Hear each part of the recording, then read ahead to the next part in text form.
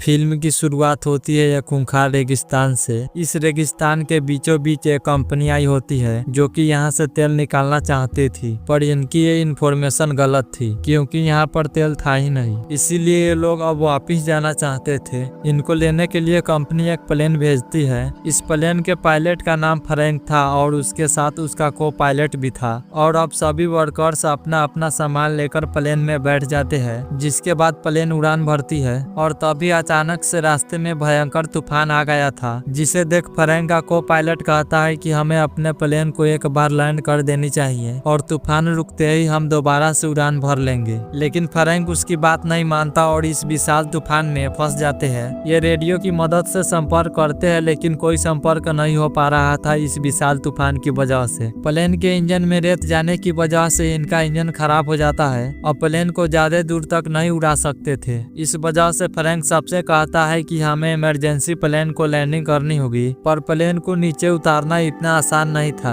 क्योंकि तूफान की वजह से कुछ भी दिखाई नहीं दे रहा था। अब उनका प्लेन जैसे ही नीचे उतरने वाला होता है तो उनके प्लेन का पिछला हिस्सा एक चट्टान से टकरा जाता है, जिससे उनके प्लेन का पिछला हिस्सा अलग हो जाता है और उनका एक साथी प्लेन से नीचे गिर जाता है और वो मर जाता है। तभी इनका प्लेन रेगिस्तान में घिसटता हुआ आगे तक जाता है। जब प्लेन रुकता है तो उसके अंदर 2 और साथी का मौत हो गया था। अब ये सब खतरनाक रेगिस्तान में फंस चुके हैं। अब इनके पास वापस जाने का कोई भी रास्ता नहीं था। ये लोग वहाँ पर अपने खाने पीने का भी चेक करते हैं, जिससे पता चलता है कि इनके पास 1 महीने का खाना है। पर तभी इनमें से एक आदमी कहता है कि मैं चलकर इस रेगिस्तान से बाहर निकल सकता हूँ क्योंकि मैं एक मैराथन हूँ और मेरे पास कंपास है जो किसी भी मौसम में काम करता है। उसकी बातें सुनकर फ्रैंक कहता है कि यह जगह कोई रेसिंग ट्रैक नहीं है। अभी जुलाई का टाइम है, तुम 1 गिलास पानी पियोगे तो कई गुना पानी तुम्हारे शरीर से निकल जाएगा। तो बोलता है अगर ऐसा है तो मैं रात में चलूंगा, लेकिन फिर भी मना कर देता है क्योंकि ये रास्ता हमेशा चेंज होता रहता है और इसकी वजह है तूफान, क्योंकि यहाँ पर हमेशा तूफान आता रहता है और उस तूफान से एक चट्टान बनकर तैयार हो जाता है। ऐसे में तुम गोल गोल घूमते रहोगे और फिर एक दिन भूखे प्यासे होने की वजह से मर जाओगे। तो इससे बेहतर है कि यहाँ पर हमारे साथ रहो, कम से कम कुछ दिन जिंदा तो रहोगे।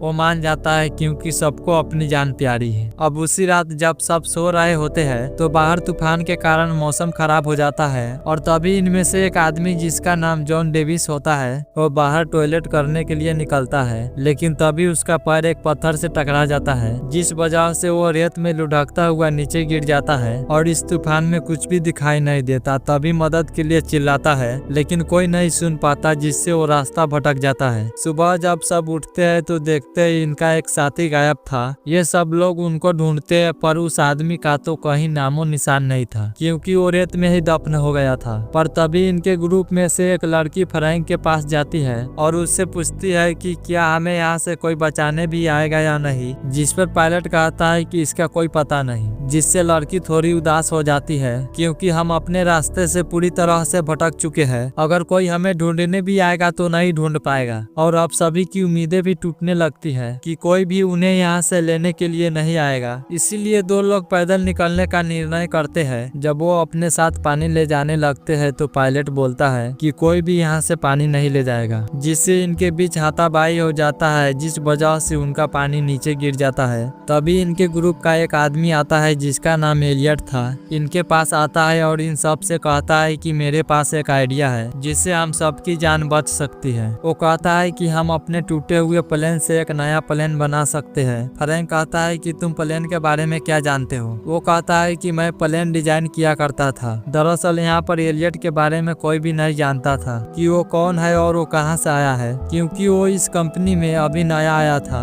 और इसको इनके साथ काम करते हुए थोड़ा ही दिन हुआ था। सब एलियट के बारे में जानकर काफी हैरान थे। वो कहते हैं ठीक है, हम सब तुम्हारा साथ देंगे, लेकिन पायलट उसकी बातों से सहमत नहीं होता। वो कहता है कि ऐसा करना नामुमकिन है और अगले दिन इनमें से एक आदमी यहाँ से निकल जाता है। पर वहाँ जो लड़की होती है वो कहती है मैं उसे ढूंढने के लिए जा रही हूँ और वो जाने लगता है। तभी पायलट उसे रोकता है और खुद उस आदमी को ढूंढने निकल जाता है। वह उस चट्टान तक पहुँच जाता है जहाँ उनका प्लेन टकराया था और तभी वो आदमी भी मिल जाता है जो यहाँ से जाने वाला था। और तभी फ्रैंक उसे साथ चलने के लिए बोलता है, लेकिन वो मना कर देता है क्योंकि वहाँ जाने का कोई फायदा नहीं है। वो कहता है फ्रैंक तुम प्लेन क्यों नहीं बनाने देना चाहते? फ्रैंक बोलता है मैं लोगों लोगों को झूठी उम्मीद क्यों दिलाऊं, क्योंकि मैं जानता हूँ प्लेन कभी भी नहीं बन सकता। तो वो आदमी कहता है देखो हम कम से कम लोगों को उम्मीद तो दिला सकते हैं, उम्मीद पर तो पूरी दुनिया कायम है। अब उस आदमी की बातें सुनने के बाद फ्रैंक प्लेन बनाने के लिए तैयार हो जाता है।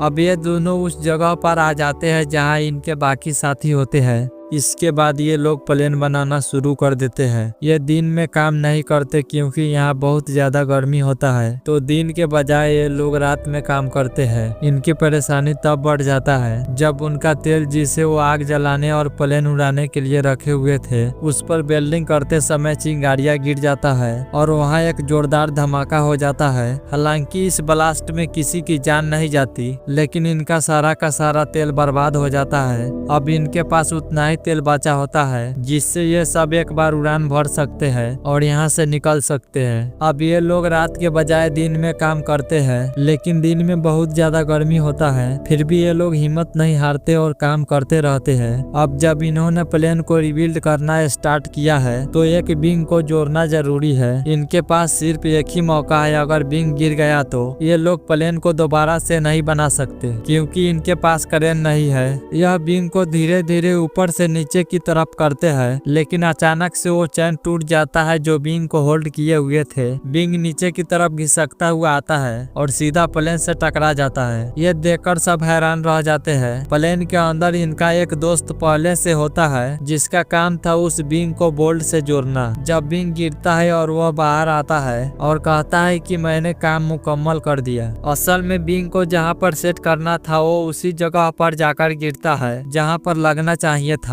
इस तरह प्लेन स्ट्रक्चर मुकम्मल हो जाता है। अब सबको उम्मीद होती है कि वो यहाँ से उड़ा सकते हैं। सब खुशी मनाते हैं, डांस करते हैं और एंजॉय करते हैं, और साथ ही साथ वो लोग रेत भी हटा रहे होते हैं कि इनके प्लेन को उड़ने के लिए रास्ता तैयार हो जाए। लेकिन ये सब इनके लिए इतना आसान नहीं था। एक दिन वहाँ पर बिजली का बहुत बड़ा तूफान आ जाता है। सब लोग वहाँ से भाग रहे थे मगर एलियट वहाँ से नहीं भागता क्योंकि किसी भी कीमत पर अपने प्लेन को खराब नहीं होने देना चाहता था, क्योंकि उस पर मेहनत जो की थी। तभी फ्रैंक आकर उसको पीछे से धक्का दे देता है जिससे कि वो एलियट को बचा लेता है क्योंकि वो उसे कुछ भी नहीं होने देना चाहता था। अगर एलियट को कुछ भी हो जाता तो प्लेन का क्या होता। अब ये लोग अपने प्लेन का नाम फिनिक्स रखते हैं, पर अभी भी इन्हें अपने प्लेन पर बहुत सारा काम करना था और दिन प्रतिदिन पानी और खाना कम पड़ते जा रहे थे। एक रात वो लोग दूरबीन से कुछ टेंट्स देखते हैं। वहाँ कुछ लोग सो रहे होते हैं। यह लोग असल में स्मगलर्स होते हैं जो कि हथियार सप्लाई करते हैं रेगिस्तान के रास्ते। फ्रैंक कहता है कि हमें उनसे पानी की मदद लेनी चाहिए। एलियट मना करता है, लेकिन फ्रैंक और कुछ साथी उन स्मगलर्स के पास जाते हैं। फ्रैंक और उसका दोस्त एक पत्थर के पीछे छुप जाता है ताकि अगर कुछ गलत हो तो अटैक कर सके। इनके पास गन्स होती है। जब वह पानी मांगते हैं तो एक स्मगलर्स इनके एक आदमी पर गोली चला देता है। फ्रैंक और उसका दोस्त फौरन फायर करते हैं और कुछ स्मगलर्स को मार देते हैं, लेकिन एक स्मगलर्स तभी वहां से भागने लगता है। तभी फ्रैंक उस पर भी गोली चलाता है और उसे भी जख्मी कर देता है और यह जख्मी स्मगलर्स को अपने प्लेन के पास लाता है। कुछ लोग कहते हैं कि इसे मार दिया जाए, लेकिन फ्रैंक मना करता है। जब सबके बीच बहस हो रहा होता है तभी एलियट अचानक से उस स्मगलर को गोली मार देता है। इस पर फ्रैंक और एलियट के बीच बहस शुरू हो जाता है। एलियट फ्रैंक को दोष देता है। वो कहता है कि तुम पायलट थे, तुम्हारे वजह से हम यहाँ फंस गए हैं, तुम्हारे वजह से हमारा एक साथी भी मर गया, मैंने मना किया था फिर भी तुम गए वहाँ। यह बात सुनकर फ्रैंक को गुस्सा आ जाता है। वह एलियट को एक जोरदार पंच मार देता है जिससे वो नीचे गिर जाता है। इस पर एलियट को गुस्सा आ जाता है। अब एलियट इन सबसे नाराज हो जाता है। वो कहता है कि अब मैं प्लेन नहीं बनाऊंगा, मुझे जितना काम करना था मैंने कर दिया। मैं यहाँ पर 10 लोगों के बराबर काम करता हूँ और तुम सब आराम करते रहते हो। कैली कहती है कि हम तुम्हारे बिना प्लेन को नहीं बना सकते, हमें तुम्हारी जरूरत है।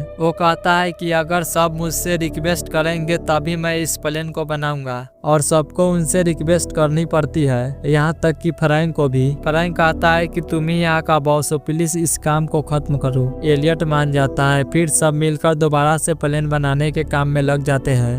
एक दिन ये लोग दूरबीन से देखते हैं कि जिस स्मगलर को मार दिए थे उनका कुछ और साथी आए होते हैं, लेकिन वो आगे नहीं बढ़ते क्योंकि वो जानते हैं कि इन लोगों के पास अब उनके ही हथियार है। स्मगलर्स को पता होता है कि इनका पानी और खाना बहुत जल्दी खत्म हो जाएगा और जब ये लोग कमजोर हो जाएंगे तो वो इन पर हमला करेंगे। ये लोग और तेजी से काम करना शुरू कर देते हैं। एक दिन फ्रैंक को एक बुक मिलती है जिसमें कई तरह के प्लेन्स के मॉडल होते हैं। पता चलता है कि एलियट ने प्लेन का मॉडल इन्हीं टॉय मॉडल को देखकर बनाया था। दरअसल वो छोटे छोटे उड़ने वाले प्लेन्स बनाया करता था, ये कभी भी कोई बड़ा प्लेन नहीं बनाया था। ये सुनकर सबको गुस्सा आ जाता है, खासकर आयान को। वो एलियट के सर पर गन रख देता है और बोलता है कि ये प्लेन कभी भी नहीं उड़ने वाला और नहीं आज तक तुमने कोई इतना बड़ा प्लेन बनाया है। पर एलियट बोलता है कि मेरा यकीन करो प्लेन उड़ेगा। फ्रैंक उस आदमी को रोकता है जिसने एलियट के सर पर गन रखा था। तभी वहाँ पर अचानक से बहुत बड़ा तूफान आ जाता है। इन लोगों ने जो प्लेन को इतनी मेहनत से बनाया था वो धीरे धीरे हवा में उड़ना शुरू हो जाता है। ये देखकर ये लोग समझ जाते हैं कि ये प्लेन अब उड़ेगा। इन लोगों के दिलों में जो उम्मीदें थी वो दोबारा से जाग जाता है, पर अब तूफान के वजह से उनके प्लेन को पूरी तरह से रेत ने ढक देता है, जिसके बाद सब उदासी में चले जाते हैं। फ्रैंक कहता है कि यह प्लेन अब उड़ेगा, हमें रेत से बाहर निकालना चाहिए और सब लोग मिलकर प्लेन को रेत से बाहर निकालते हैं और खींचकर उस जगह पर ले जाते हैं जहां पर रेत बंजर थी। वो लोग प्लेन को स्टार्ट करते हैं। प्लेन स्टार्ट होता है लेकिन तुरंत ही बंद हो जाता है। बहुत बार कोशिश करते हैं और आखिरकार प्लेन स्टार्ट हो जाते हैं। ये देख सभी खुशी के मारे झूम उठते हैं क्योंकि ये लोग इस रेगिस्तान में फंसे हुए 30 दिन हो गए थे। प्लेन का इंजन गरजता है जिसे सुन सभी स्मगलर्स आ जाते हैं जो इनको कब से मारने के लिए इंतजार कर रहे थे। वो अपने घोड़ों पर गन्स लेकर इनको मारने के लिए आगे बढ़ते हैं। सब लोग प्लेन पर चढ़ जाते हैं और विंग से लटक जाते हैं क्योंकि इस प्लेन के डिजाइन में अंदर बैठने की जगह नहीं होती, क्योंकि इन्होंने एक बड़े प्लेन के हिस्सों से एक छोटा प्लेन बनाया होता है। प्लेन रनवे पर भागता है और स्मगलर्स गोलियां चलाए जा रहे थे लेकिन किसी को गोली नहीं लगती। जैसे ही रनवे खत्म होता है और प्लेन नीचे की तरफ जाता है तो स्मगलर्स को लगता है कि ये लोग गए काम से, लेकिन अगले ही पल उनका फिनिक्स उस खाई से उड़ जाता है। सब लोग खुशी के मारे झूम उठते हैं। महीनों की मेहनत आखिर कामयाब हो गई। इस तरह से ये लोग मौत के मुंह से उस खतरनाक रेगिस्तान से निकल जाते हैं जहां से बचकर निकलना नामुमकिन था। इसी तरह ये वीडियो है जो 1-2 महीने नहीं बल्कि सालों भर मौत के मुंह में फंसा रहा, जो आपकी रूह कपा देगी। मैं क्या ही बताऊँ, आप तो इसका थंबनेल से ही अंदाजा लगा सकते हैं।